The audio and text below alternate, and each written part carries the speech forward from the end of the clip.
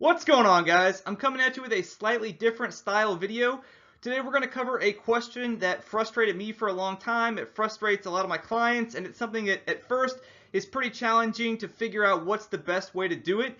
And that is, how do you track calories? How do you track macronutrients when you do not have a nutrition facts label? So I pretty much categorized these as unmarked foods and divided them into two categories. So the first one is meals out, so stuff like food at a restaurant, or if you go over to someone's house for dinner, or if you're out at an event like a wedding, that would be category one. So pretty much all foods that are prepared outside of your control. And then the second category is just fresh foods that do not have a nutrition facts label. So fruits, vegetables, meats, anything like that. So first we'll look at the category one foods, or the foods that you eat out. Regardless, I mean, it's important with this category to realize that regardless of which method we use to calculate these foods, that it's never going to be 100% accurate. And this can lead to a lot of frustration, especially for if you're used to having things like perfectly weighed out, perfectly measured out, you're used to getting the exact nutrition facts. This can lead to a lot of frustration. However, I would say that it's definitely better to write something down better than nothing at all. And that's because even if, let's say, what you write down is a total guess, and again, we'll get to the methods here in a second, but even if what you write down is a total guess, if it's even only 40% right, at least it's something, so it's going to hold you somewhat accountable versus not putting anything down. It's kind of then just to be like, okay, well, I'm not even going to count this meal then because I don't know what's in there, and so forget it. But if you at least put something down, regardless of how right or how wrong it is, it's still going to hold you accountable.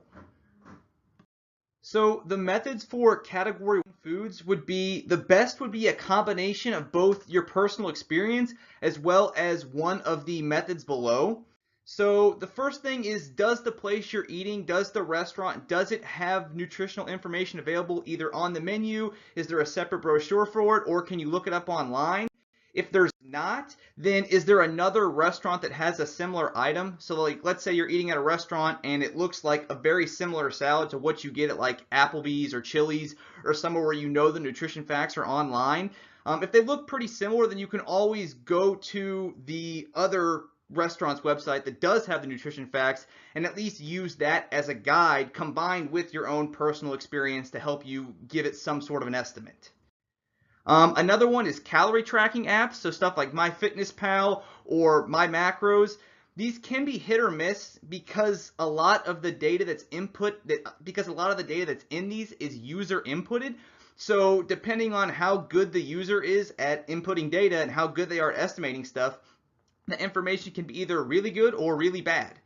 And then finally is just personal experience. So if you're at somewhere where there is no nutrition facts available, let's say you're at like grandma's house having dinner, if you're at somewhere like that and somebody just kind of serves you a plate of something, then, and it's something just completely random, then at least just kind of go off of your own personal experiences, and this will get better over time to at least write something down and keep yourself accountable.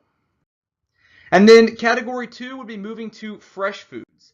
So the main thing that I use here personally is food databases. So one of these is a website called nutritiondata.self.com.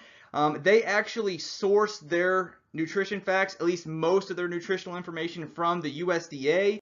And then another food database would be actually going straight to the USDA databases themselves. Either one of those, it's the same. They're the same, essentially the same source. It's just whether which website you go to. Again, that's just great for any kind of fresh fruits, fresh vegetables, any kind of meats. You can go in there, you can choose whether you want to go to ounces, whether you want to go to grams. It can do certain portion sizes like small apple, medium apple, different things like that. Really beneficial. And then you can also use tracking apps. So going back to the MyFitnessPal or the My Macros, you can use tracking apps, or again, you can go off your own personal experiences, stuff like estimating portion sizes. This is what I try to get to a lot of my clients to the point too. It's kind of like once you've weighed or once you've seen a medium-sized apple enough times, you can get pretty close to a ballpark of how many carbs are in there, how much fiber is in there, all that different stuff. And so you don't need to weigh it every time because you have a good idea of what is in that food. So regardless of which category, so whether it's coming from a restaurant or whether you're trying to estimate a portion size of a fresh apple, personal experiences is huge.